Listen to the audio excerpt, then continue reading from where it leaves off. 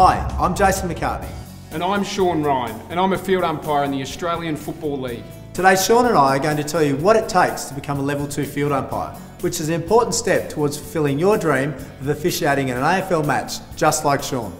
This DVD will take you through all the information and knowledge you require to obtain your Level 2 accreditation. Let's begin with the qualities of an umpire. Umpires have an important responsibility to ensure that the match is conducted in a safe and fair manner. Umpires require strong character if they are to cope with the umpiring environment in a positive way. Everything an umpire does and is can be related to their personal qualities. In addition to the Level 1 qualities, these include taking on some responsibility within the umpiring group and sharing knowledge and experience with others. The umpire should have an approach and style that includes others, regardless of the player's gender, race, disability, religion or age. The laws of Australian football bestow upon the umpires the responsibility to manage the match both on and off the ground on behalf of the controlling body. This is a significant responsibility. People associated with football have certain expectations of umpires. They expect them to be responsible, a person who has integrity and undertakes the role in a professional manner. Prepared for their role, a person who understands the role and is physically and mentally prepared for the task. And competent, a person who is able to perform to a certain standard in the heat of the battle. Whilst the field umpires play the leading role, umpiring is a team game, and field umpires rely heavily on their support crew, the boundary and goal umpires. Teamwork is an essential factor in a good umpiring performance. The role of the field umpire can be described as follows. Interpret and apply the laws with common sense and in accordance with the spirit of the game. Attend to the administrative requirements necessary for the successful staging of the game. And ensure a safe environment for the participants and contribute to the enjoyment of all participants. Our attitude is something that we can control. The indicators of a positive, enthusiastic and responsible attitude towards self and others are receptive to new ideas and feedback, aware of personal strengths and weaknesses, willing to share information, support and encourage others, prepared to take responsibility, willingness to make a contribution, and capable of presenting to and interacting with others. Field umpires have a responsibility to present themselves in a professional manner on match day. It is important to remember that the match in which the field umpire is officiating is the most important match that day to those participating in it. Effective interpersonal skills are attributes which are common to successful umpires. For example, being courteous, a good listener, a clear speaker, acknowledging others, respecting others' opinions, and projecting positive body language. There will be many opportunities on match days for umpires to demonstrate their interpersonal skills. A philosophy for umpiring Australian football should include having a consistent approach in the use of discretion and judgment in ensuring the game is played in accordance with the spirit of the laws. The game revolves around winning possession of the ball and doing something with it, or preventing the team in possession from doing something with it, or better still, taking it from them. Our approach in these situations should be to provide the players whose sole objective is to gain possession every opportunity to do so by awarding free kicks if they are infringed. A match plan can assist umpires in their approach to umpiring Australian football. A match plan should include the fundamentals of field umpiring, which would apply to any match irrespective of the level of football. The following are aspects which can be incorporated in a match plan to ensure the game is played in the right spirit. Be positive and give positive confidence signals or indications. Communicate clearly when giving decisions. Run hard and as hard as necessary to achieve correct position for all contests and decisions. Be alert because unexpected events occur in matches. Have the courage of your convictions. Pay what you see, irrespective of the state of the match. And concentrate on what is happening now, not on what has passed or what is to come. Umpires should prepare their own match plan. Preparation for umpiring the match is an important responsibility of the umpire. It includes revising the laws of Australian football prior to matches and being up to date with current interpretations, ensuring all paperwork necessary for the match is taken to the match or acquired pre-match, having knowledge of teams and club personnel, and being in good mental and physical condition to umpire the match to prevent the build-up of fatigue. Modern football is based on moving the ball quickly, and the field umpire must be physically conditioned in order to achieve the best position from which to adjudicate. As a person becomes physically fatigued, their concentration level drops, as does their capacity to perceive events. The higher the level of fatigue, the greater the drop in concentration. The more highly developed the areas of fitness are, the better prepared the field umpire is to meet the physical demands of the game and to resist fatigue. A nutritionally sound diet is essential in achieving maximum performance on the sporting field and for immediate and future health. The foods umpires consume each day of the training week and between matches have two important functions. They must provide all of the essential nutrients required by the body in the correct quantities for good health, and they must provide enough energy to meet the demands of training. Umpires shouldn't wait until they're thirsty to take in fluids. Thirst is a poor indicator of fluid needs, and they must get into the habit of regularly consuming water before, during and after training and matches. An area previously neglected is post-game recovery. It is therefore important that umpires consume carbohydrate as soon as practical after the match is finished. This should be followed by a high carbohydrate meal that evening. In addition, they should remember to rehydrate with plenty of water. Improving umpiring performances is a goal of most umpires, regardless of what level they officiate. A strategy that the umpire can employ is to undertake a process of self-reflection. Self-reflection is a process in which people recapture their experience, think about it and evaluate it. In this process, the umpire reviews an action and considers what went well and what didn't, identifies an aspect of the umpiring which needs to be changed, develops a strategy for change, implements the strategy at the next match, and reviews those actions and repeats the process. The umpire can use a diary to record their reflections. An important role umpires can play, and one that can assist their own development, is to assist the development of less experienced umpires. That can occur in a number of ways, including mentoring, observing and providing feedback to umpires, and conducting coaching or training sessions for umpires. Mentoring involves establishing a relationship between two people where the less experienced person learns from the more experienced. Mentoring is where one person helps another to grow and develop skills and attitudes. A mentoring umpire can help someone to see their strengths and weaknesses, clarify what goals and needs they have, identify further options and directions, determine the action necessary to achieve their goals, assist in overcoming barriers to progress, and assist them to acquire the skills and knowledge they require to move forward. The mentor should encourage, offer advice, question and challenge the umpire, but generally not tell the umpire everything. Another important way umpires can assist the development of other umpires is to observe their performance and provide them with feedback. When observing, key points to consider are: concentrate on key aspects of the performance, be accurate with details about the major aspects of the performance which will be reinforced with the umpire, and be objective. Following the observation, the observing umpire should refer to recorded notes to draw out the major points that will be discussed with the umpire. Feedback should be discussed with, not told to umpires. Umpires should be engaged in this process and encouraged to explore strategies for addressing the areas for improvement. Prior to conducting a coaching or training session, it is important that the umpire is aware of the coaching needs of the group they will be working with.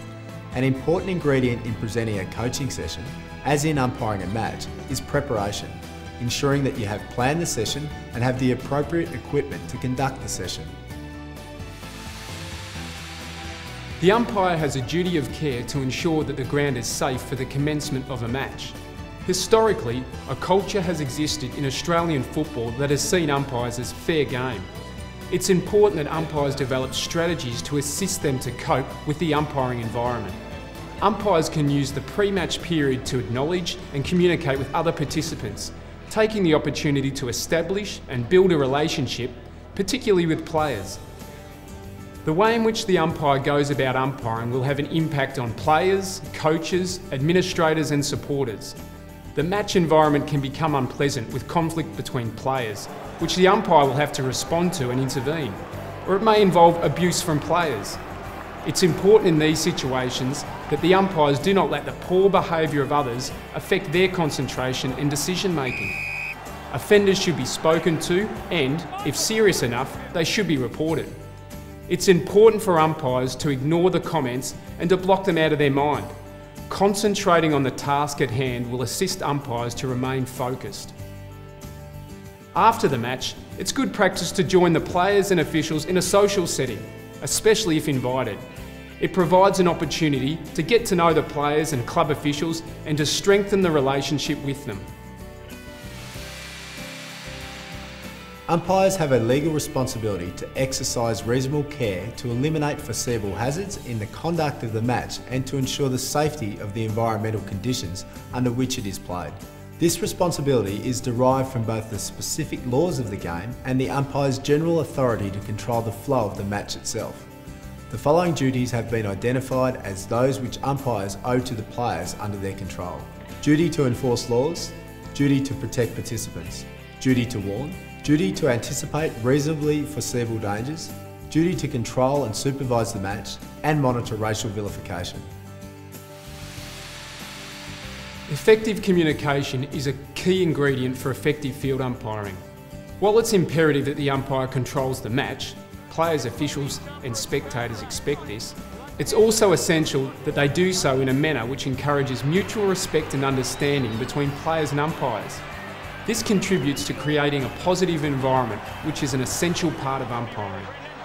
Field umpires have developed strategies and techniques in the art of effective communication that have stood the test of time and proven to be beneficial to field umpires, players and the conduct of the match. Included among those strategies and techniques are the following: keep calm, treat players with respect, use positive and appropriate body language, listen attentively, communicate decisions, keep eye contact, penalise actions, not characters, avoid sarcasm, do not try to have the last word, and keep arm's length from players. The field umpire has a number of administrative requirements as part of their responsibilities. One of those is undertaking a player count when requested by the captain of the opposing team. The field umpire shall stop play and call players from both teams who are on the ground to line up in the centre square. Where a team has more players than permitted on the ground, the field umpire should award a free kick to the captain of the opposing team to be taken at the centre circle or where play was stopped, whichever the greater penalty, and then apply a 50-metre penalty from where the free kick was awarded. The team shall lose their score at the time of the count. The field umpire's duties continue after the final siren.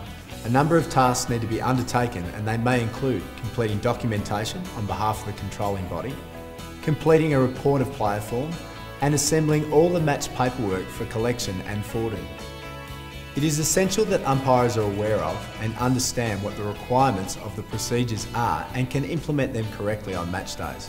Included in these requirements are matters such as completing the details on the report forms correctly within any specified time period, compile detailed notes at half-time or end of the match, whichever is appropriate to assist the procedure, advising the club representatives verbally of the details of the reports, checking all report forms for correctness prior to handing them to club personnel, and meeting controlling body requirements relating to wording and content of reports.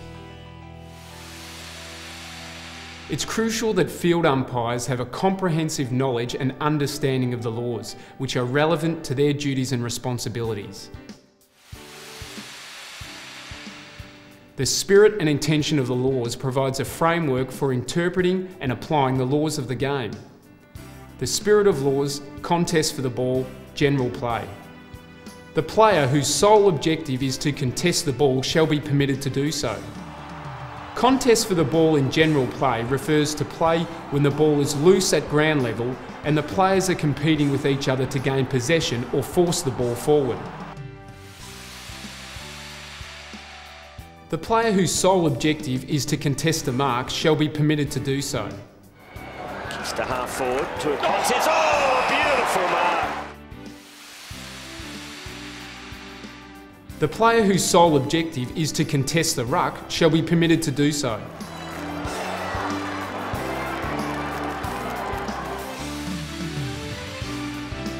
Diving on the ball shall be kept in motion.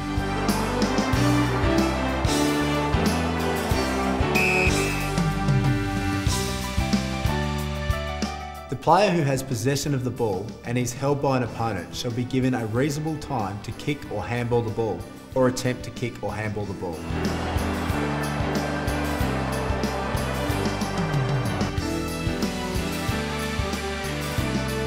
The player who has possession of the ball and has an opportunity to dispose of it and is then tackled correctly by an opponent must immediately kick or handball the ball.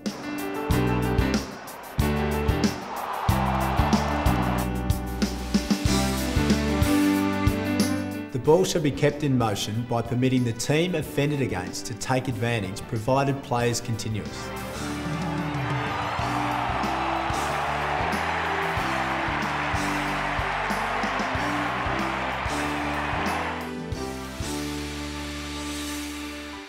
After a mark or free kick has been awarded, a 50-metre penalty will be awarded against the opposing team which unduly delays the play or abuses an umpire. Got the lovely ball. And 50. The benefit should be given in the contest for the ball, general play, ruck and marking contests, in favour of the player making the ball their sole objective, in tackling situations to the player in possession of the ball, at set play in 50-metre and advantage situations to the team offended against, in diving on the ball situations in favour of the team trying to keep the ball in motion. Unless otherwise stated in the laws, a free kick shall be taken where it is awarded or where the football is at the time, whichever is the greater penalty against the offending team. It should be noted where offences occur and are detected prior to the bouncing or throwing up of the football, such as at the commencement of any quarter, the umpire shall signal time on, blow their whistle and give the ball to the player. Timekeepers should acknowledge commencement of play. A player is in possession of the football if, in the opinion of the field umpire, the player is holding or otherwise has control of the football, the player is in the act of bouncing the football, or the player dives or lies on top of or drags the football underneath their body. A player who is not tackled correctly while in possession of the ball will be awarded a free kick. A player with the ball is deemed to be in possession until they dispose of it by kicking or handballing, or attempting to kick or handball, or until they lose it as a result of a tackle, fumble, or contact with another player, a post, or the ground.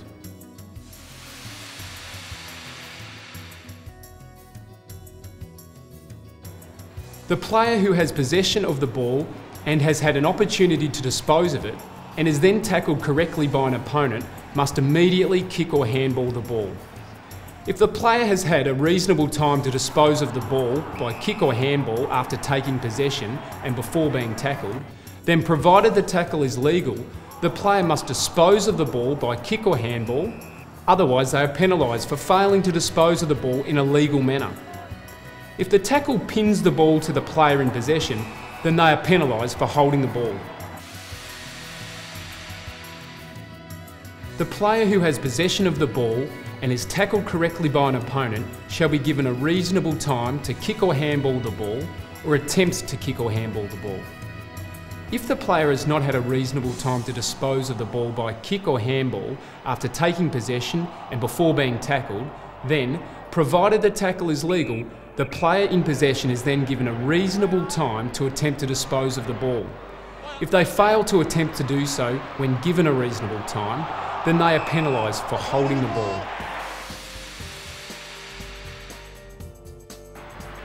A player forfeits their right to a reasonable time when tackled legally when they have elected to dive on the ball, or when on the ground elected to drag the ball in and does not hit the ball clear immediately.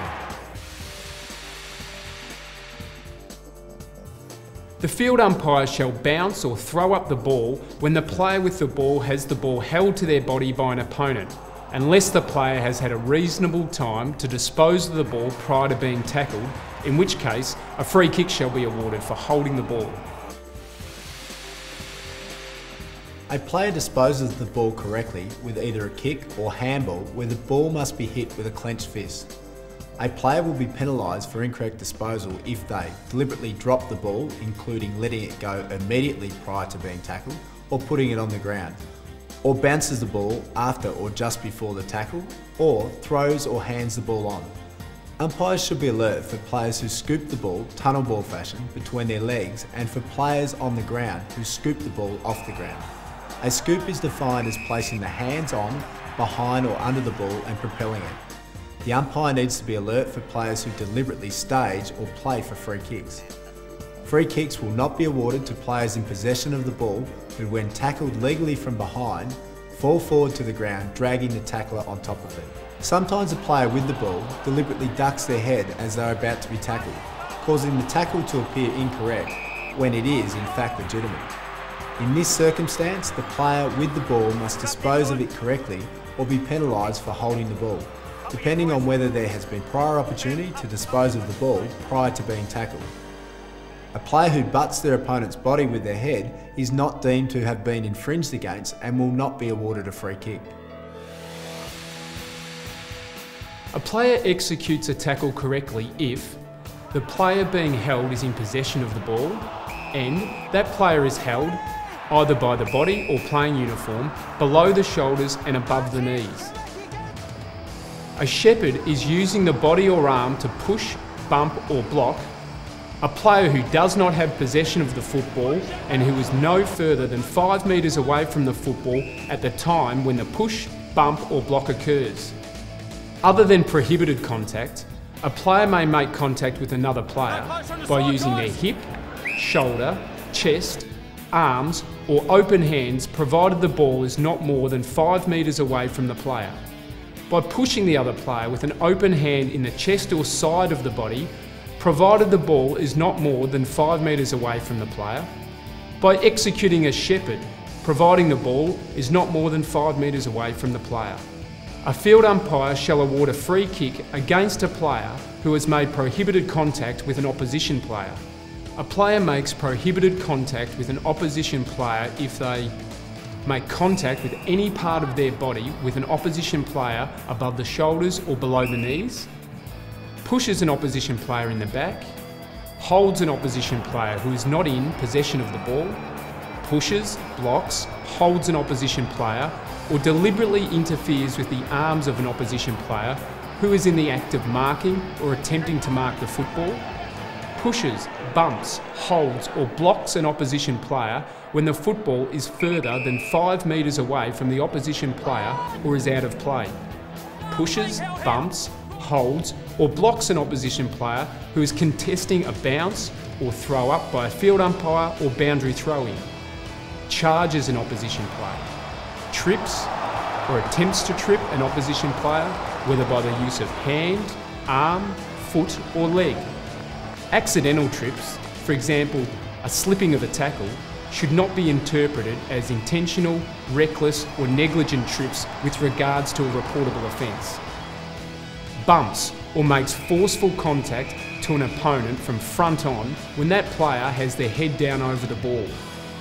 A player can bump an opponent's body from side on, but any contact forward of side on will be deemed to be front on. A player with their head down in anticipation of winning possession of the ball or after contesting the ball will be deemed to have their head down over the ball for the purposes of this law. When the ball is the sole objective, coincidental interference is permitted. When a player leaps early, the attempt must be realistic. For example, they are able to touch the ball in the attempt. Player intention is crucial. The ball must be the sole objective and consequently the player's eyes must be for the ball. A player makes prohibited contact with an opposition player attempting to mark the ball if they push an opposition player in the back, unless such contact is incidental to the marking contest and the player is legitimately marking or attempting to mark the football. Push, block, hold an opposition player or deliberately interfere with the arms of an opposition player who is in the act of marking or attempting to mark the football. Contacts an opposition player from the front when the sole objective is not to contest the ball. Places a hand or hands on the opposition player's back in the marking contest. The player whose sole objective is to contest the ruck shall be permitted to do so. When the ball is the sole objective, coincidental interference is permitted. When a player leaps early, the attempt must be realistic. For example, they are able to touch the ball in the attempt. Player intention is crucial. The ball must be the sole objective and consequently the player's eyes must be for the ball. A player makes prohibited contact with an opposition player in a ruck contest if they push, bump, hold or block an opposition player who is contesting a bounce or throw up by a field umpire or boundary throwing, shepherds an opponent, an outstretched arm across or in front of an opponent is deemed as shepherding. At a centre bounce, one nominated player from each team who is to contest the centre bounce must take up a position in their team's defensive half of the ground and with both feet within the 10-metre circle. In the case of an offline bounce or throw up, the field umpire shall immediately call play on and the nominated player may cross the line to contest the hit out or the ball may be contested by any other player.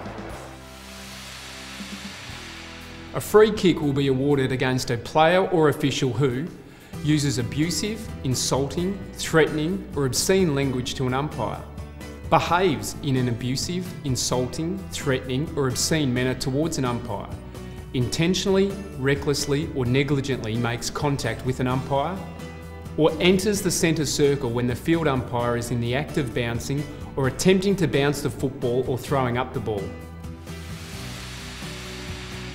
A free kick shall be awarded against a player who kicks the football out of bounds on the full, in the act of bringing the football back into play after a behind has been scored, kicks the football over the boundary line without the football first being touched by another player, intentionally kicks, handballs or forces the football over the boundary line without the football being touched by another player, having taken the football over the boundary line, fails to immediately hand the football to the boundary umpire or drop the football directly to the ground, touches the football after the boundary umpire has signalled that the football is out of bounds, except for a player who has carried the football over the boundary line or a player awarded a free kick, or hits the football out of bounds on the full from a boundary throw-in or a field bounce or throw-up by a field umpire.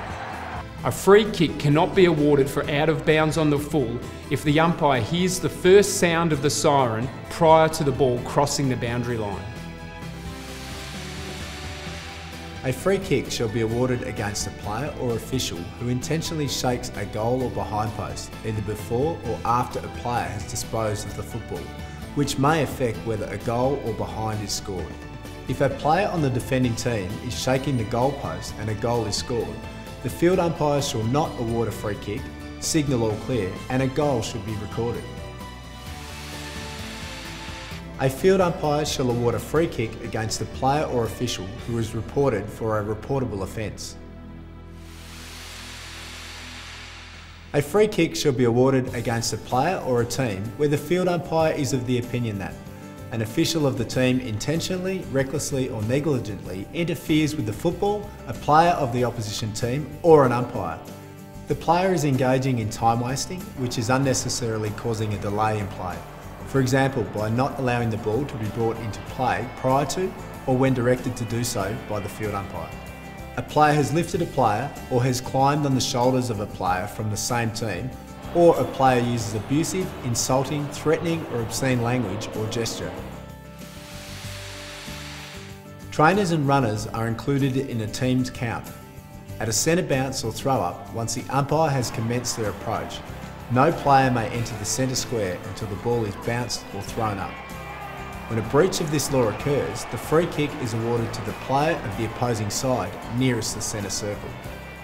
Except if treating an injured player, no official is permitted within the 50-metre arc during the time when a defensive player is preparing to kick in or in the act of kicking the ball back into play after behind has been scored. A mark is taken if, in the opinion of the field umpire, a player catches or takes control of the football within the playing surface and, after it has been kicked by another player a distance of at least 15 metres and has not touched the ground or been touched by another player during the period when the football was kicked until it was caught or controlled by the player. A mark will be awarded to the player in front when two or more players simultaneously catch the ball. If a player claims a mark after the ball has been touched in transit and they retain possession when held by an opponent, the field umpire shall not award a free kick but bounce or throw up the ball if they are satisfied that the player did not hear the call of play on. If the ball has been taken away from the player by another player, the field umpire's play-on call shall stand. The umpire shall bounce or throw up the ball when in doubt as to which player has taken a mark. Where a field umpire incorrectly blows the whistle for a mark that was not completed, they may cancel the decision and call and signal play on. All reportable offences committed by players and officials and observed by an umpire must be reported. Particular attention must be paid where players are open and receive intentional, reckless or negligent contact when they have just disposed of the ball, have just taken a mark, have just been awarded a free kick, or are further than 5 metres from the ball. In these instances, the player has little chance of protecting themselves or taking evasive action. They are a sitting duck. Charging is colliding with an opposition player who is not within 5 metres of the ball, who has marked the ball or been awarded a free kick, who is attempting to mark the ball, who has disposed of the ball, who is shepherding a teammate before the ball is brought into play, or who is not in the act of taking possession or attempting to take possession of the ball and, although within 5 metres of the ball, is not in the immediate contest and would not reasonably expect such contact. Rough contact is when a player commits a breach of the laws against an opponent in an intentional, reckless or negligent manner other than by charging or striking. Players who intentionally, recklessly or negligently kick an opponent or trip an opponent by foot or leg or attempt to do so are to be reported. Players who waste time to the extreme will be reported. For example, a player deliberately kicking the ball into the crowd after play has stopped.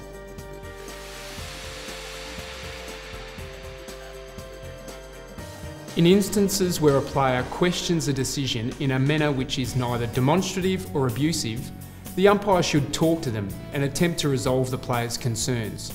However, all instances in which players dispute decisions or use insulting behaviour towards an umpire in an obvious or demonstrative manner are to be penalised by a free kick or, if the opposition has been awarded a mark or free kick, a 50-metre penalty. Examples of what is deemed an obvious or demonstrative manner are giving thumbs up or 2 finger signs to umpires, rushing at an umpire in response to a decision, or throwing a mouthguard in response to a decision. In addition, the umpire may report the player if they are of the opinion the matter is serious enough to warrant being put to the tribunal. When a field umpire observes a reportable incident, they will make a report. It's essential that the players involved in a reportable incident are advised of the report. They should then advise any other player directly involved in the incident of the report. If play is stopped, or at the other end of the ground, the field umpire will make the report immediately. However, if play is in progress and they are the umpire, they will continue with play and inform the players concerned at the first opportunity. For example, after a goal has been scored or prior to the commencement of the next quarter. The order off law applies to all competitions other than the AFL competition. The law requires that field umpires and emergency field umpires order from the field for the remainder of the match. All players reported under Law 20.2 and any player reported by a field umpire for a second offence under Law 19.2.2. The order off law also empowers the field umpire and the emergency field umpire to order from the field for a period determined by the relevant controlling body. Any player committing a first offence under Law 19.2.2. The field umpire is to signal by pointing to the interchange area with an outstretched arm, although some controlling bodies use a system of red and yellow cards. The player must then proceed directly to the interchange steward. Should the team have fewer than 14 players as a consequence of the player or players being ordered off, it is at the field umpire's discretion that the match may continue. It is also their responsibility to forward all details, including the scores at the time, to the controlling body. Goal and boundary umpires do not have the authority to order off. When officiating in a contact sport such as Australian football, it is important that officials are aware of the facts about contagious diseases and blood-borne infections. The two which cause most concern are HIV and hepatitis B. In the laws of Australian football, Law 22 addresses infectious diseases in detail and allows controlling bodies to impose sanctions for the breaches of this law. The coach needs to provide details on Law 22 to all umpires and also any local provisions as they relate to the relevant controlling bodies. Where the field umpire is of the opinion that a player is actively bleeding, the field umpire must stop play at the first available opportunity, blow time on, and direct the player to immediately leave the playing surface. The replacement player may enter the playing surface prior to the bleeding player crossing the line. A player who is actively bleeding at the time they are awarded a mark or free kick at the end of a quarter may kick the football after the field umpire has signalled that play has come to an end. Where a field umpire is of the opinion that a player is not actively bleeding, but the player has blood on any part of their body or uniform, the following action is taken. At the first available opportunity, the field umpire must signal and direct the player to obtain treatment. After the signal is given, play will continue. At the next stoppage of play, the umpire should attract the attention of the controlling field umpire, blow the whistle if necessary, and indicate verbally or visually. The visual signal is straight arms crossed above the head. They should ensure the controlling field umpire acknowledges by verbal or visual indication, then run to the player and direct them in accordance with the appropriate procedures explained earlier. In the event of an umpire having blood on themselves or their uniform, the same rule applies and the umpire must comply with the appropriate procedures before continuing to officiate. The field umpire shall instruct the timekeepers to stop the clock and to add time on in the following instances. When there is an undue delay in getting the ball back at a set play, even when it has not gone out of play. When a player who has been given a free kick plays the ball without going back to the spot where the free kick was given. If a player engages in time wasting.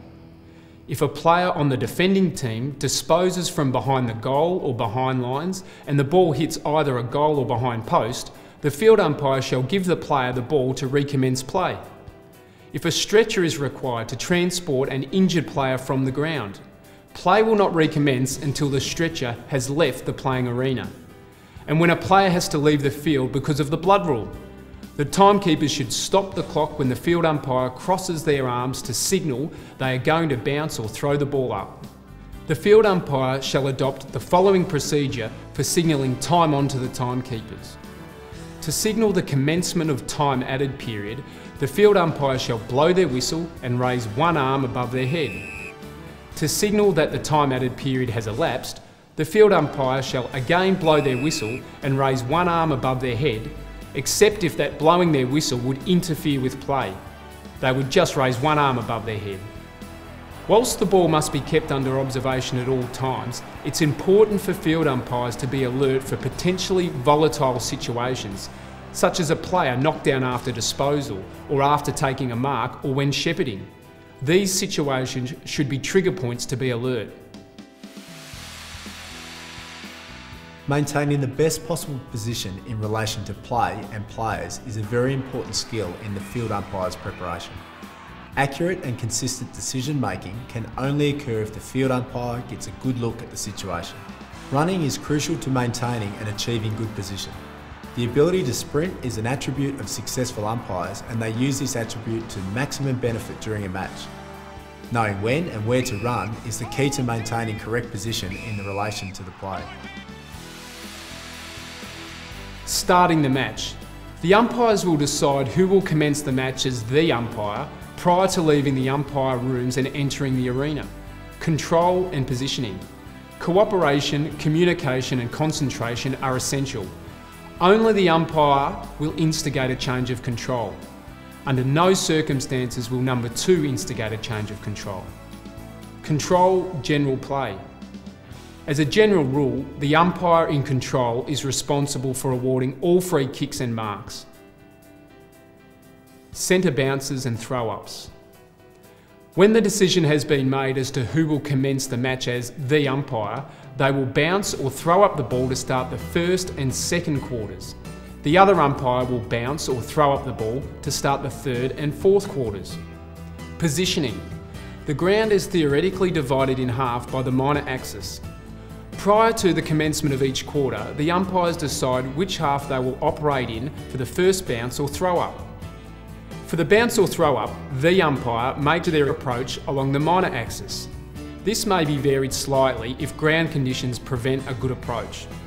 Number 2 will be positioned approximately 50 metres along from the goal line and 20 metres from the major axis, on the opposite side of the ground to the umpire.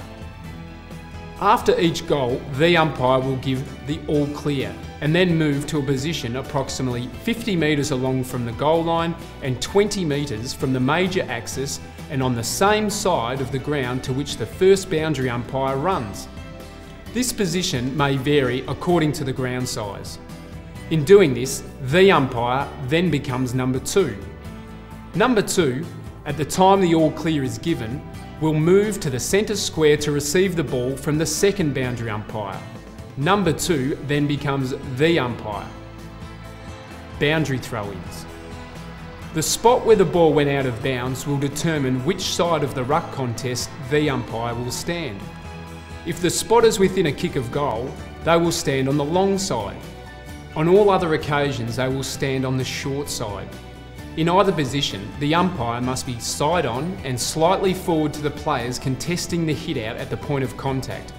Then move quickly towards the major axis, inside play, immediately contact is made with the ball. Field bounces, throw-ups. The umpire will bounce or throw up the ball facing the boundary, goal or behind line when in the vicinity of those lines, so as not to be caught outside play.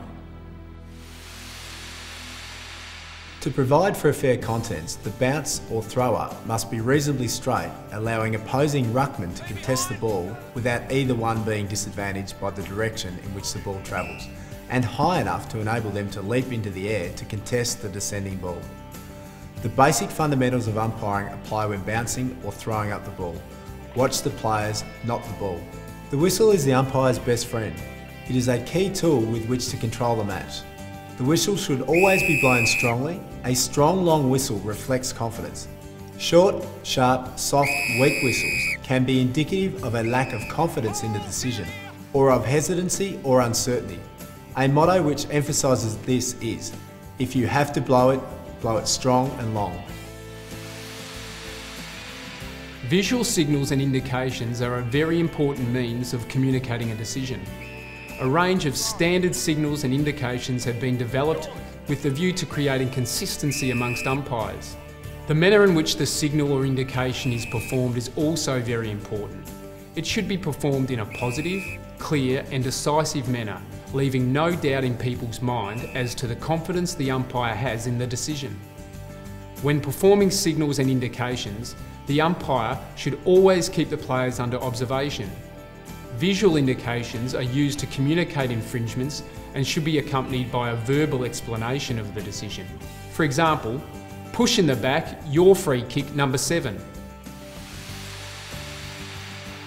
Teamwork is important on match day to assist each of the umpires to carry out their roles in the most effective manner. That may include occasions when umpires need to consult with colleagues to ensure the correct decision is arrived at. Field umpires need a knowledge of the roles of the boundary and goal umpires and ways in which they can assist their colleagues. A mark must be controlled inside the goal square. However, a free kick will be deemed to have occurred in the goal square if any part of the player infringed is within the goal square. A 50-metre penalty advanced into the goal square will be taken directly in front of the goals. The communication with the goal umpire must be calm, clear and concise. The field umpire has an important role on match day, which includes working with match officials off and on the field who contribute to the smooth conduct of the match. Cooperation between umpires and match day officials can include introductions by umpires to other match day officials prior to the match, eye-to-eye contact when communicating with interchange stewards, timekeepers and team managers, executing obvious start of quarter, end of quarter and time on, time off signals to timekeepers to assist the timekeepers in performing their duties, and after the match, thank match day officials for their assistance. The field umpire has an important role at the tribunal following a report. It includes coping with the tribunal environment and working with a range of people to ensure the smooth conduct of the tribunal. For field umpires to satisfactorily cope with pressures which may arise during tribunal hearings, it helps to understand the culture, policies and procedures relating to tribunals. Firstly, the general aim of the reported player, their club and their advocate, is to have the charge not sustained. Some strategies for umpires to cope with these techniques are: before attending the tribunal, make sure they know the guidelines and instructions to field umpires. Be prepared to state what the guidelines say if it is necessary to defend their action. Be prepared to correct distortion. For example, "No, I did not say that, I said this." Remaining composed, especially if they identify that the advocate is trying to distort their evidence or attack them, and answering questions honestly without concerning themselves with the scenario the advocate is attempting to portray.